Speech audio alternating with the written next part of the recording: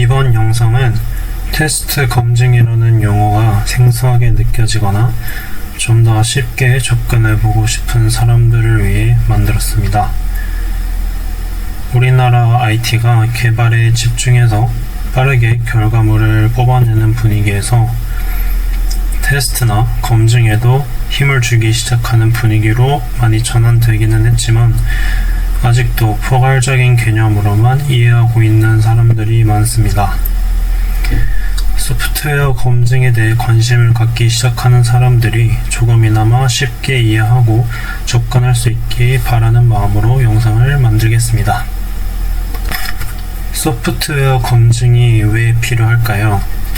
산업시대를 거치며 시대를 끌고 나가는 핵심 기술은 바로 기계였습니다.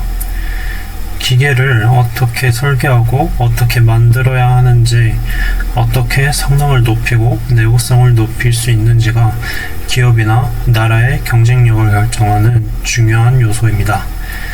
이러한 기술들은 인간의 힘만으로는 하기 힘든 영역까지 가능하게 만들어 주었습니다. 하지만 이런 기계들도 사람들이 일일이 작동시키고 조작시켜야 했는데 이 또한 생각보다 많은 노동력이 들어갔고, 이 문제들은 IT 기술이 발전하면서 조금씩 해결되기 시작했습니다. 사람이 직접 계산하고 기계를 조작하는 방식에서 컴퓨터가 필요한 값을 계산하고 기계를 제어하기 시작했습니다. 자동차가 바로 이런 케이스인데, 운전자가 가속 페달이나 브레이크 페달을 밟을 때 어느 정도의 힘으로 가속을 하고 멈추게 할지 소프트웨어가 계산하고 각 부분들을 조작하는 방식으로 바뀌었습니다. 여기에 방향 지지등이나 와이퍼, 주유 게이지 등의 다양한 기능들도 전자식으로 제어가 가능해졌습니다. 하지만 여기에서 문제가 시작됩니다. 어른들이 말하지 않았던가, 기능이 많으면 고장이 많아진다고. 과거의 기계식 조작은 하나의 원인이 하나의 결과에만 영향을 미쳤습니다. 예를 들어 브레이크 페달을 밟았을 때 고장이 나도 감속이 안 되는 경우는 존재해도 가속이 되는 경우는 존재하지 않았습니다.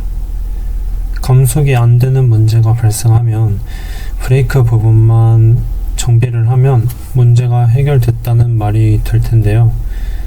하지만 소프트웨어가 여러 기능들을 제어하기 시작하면서 의도치 않은 결과가 나오게 되었습니다. 대표적인 예가 급발진인데, 운전자가 브레이크 페달만 밟고 있는데도 엔진이 엄청난 굉음과 함께 RPM이 치솟으면서 속도 제어가 불가능한 상황이 발생하는 경우인데, 자동차를 제어하는 이 소프트웨어도 사람이 만들다 보니 실수가 생길 수밖에 없는 이유가 되겠습니다. 이는 자동차에 국한된 문제가 아닌데, 한 번의 사고로 대참사가 발생할 수 있는 항공기 또한 많은 전자부품과 소프트웨어가 내재되어 있습니다. 이 소프트웨어에서 이런 오류가 발생한다고 생각하면 정말 끔찍한 결과가 발생할 수밖에 없게 되겠습니다.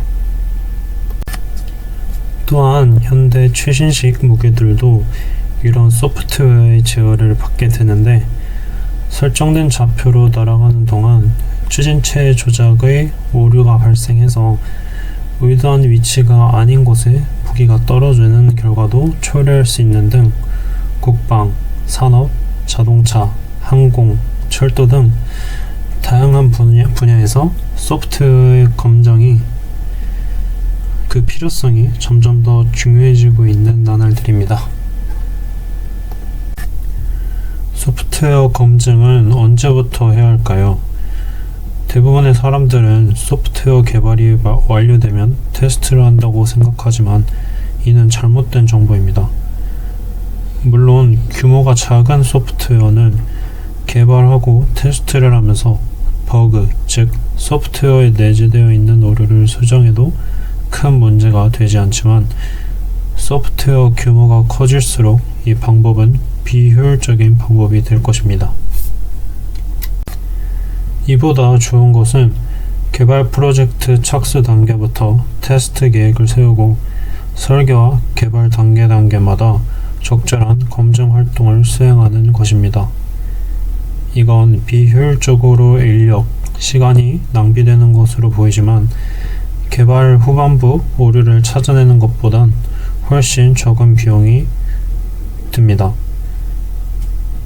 요구사항 분석 단계부터 검증 활동이 동반되면 초반에 문제 상황을 인식하고 수정하는 장점이 있기 때문입니다. 소프트웨어 개발 주기에 따라서 적절한 검증 활동이 중요하기 때문에 다양한 개발 프로세스에서 그에 준하는 검증 활동을 하도록 상세하게 나열되어 있기도 합니다. 소프트웨어 구현 개발 단계에서 검증은 크게 두 가지로 나뉘는데 바로 정적 검증과 동적 검증입니다. 둘을 구분 짓는 것은 소프트웨어를 실행시켜 보느냐 아니냐가 될 텐데요. 정적 검증은 코드 실행 이전의 검증 방법으로 메모리 누수나 버퍼 오버플로우 등 잠재적 결함을 코드 분석을 통해 미리 찾아내기도 하고 코딩 룰이 제대로 지켜졌는지 검증하기도 합니다. 코딩 룰은 코딩할 때 특정 규칙을 준수하게끔 하는 것인데 비슷한 함수명이나 변수명을 쓰면 그 과정에서 실수가 생길 수도 있고 결함으로 이어질 수도 있습니다. 변수 혼용들의 실수로 오류가 발생할 확률은 올라가고 이를 방지하기 위해 코딩 룰을 지켰는지 확인합니다. 동적 검증은 코드를 시뮬레이터라든지 실제 코드가 실행될 임베디드 타겟에서든지 직접 실행시켜가며 확인하는 절차입니다. 동적 검증은 정적 검증에서 발견하지 못한 오류의 탐색 정확도가 높은 장점이 있는 반면 코드를 실행하지 못하면 소프트웨어의 일부만 검증한 꼴이 되는데 이는 실행해보지 못한 코드에 잠재적 결함이 숨어있는 가능성이 있습니다. 이 때문에 코드 커버리지라는 실행률 개념이 있는데 코드 커버리지를 100% 만들 때까지 많은 시간을 소모해서 테스트 케이스를 만들어야 하고 100% 모든 코드를 실행하는 것은 어렵다는 단점이 있겠습니다. 이런 검증 단계에서는 검증 과정에서 다양한 상황을 고려해서 결함을 발견해야 됩니다. 따라서 성능, 보안, 사용성 등 비기능적 요구사항도 함께 검증하여 소프트웨어의 전반적인 품질을 확보할 수 있겠습니다. 소프트웨어 검증은 소프트웨어가 안정적이고 신뢰성 있는 품질을 제공할 수 있도록 하기 위한 필수적인 과정이 되겠습니다. 이 과정은 실제 시스템 오류나 운영 중단을 방지하고 전체 소프트웨어 개발 생명주기, 즉 SDLC에서 매우 중요한 역할을 하게 되겠습니다. 이렇게 오늘은 소프트웨어 검증에 대한 이야기를 나눠봤는데요.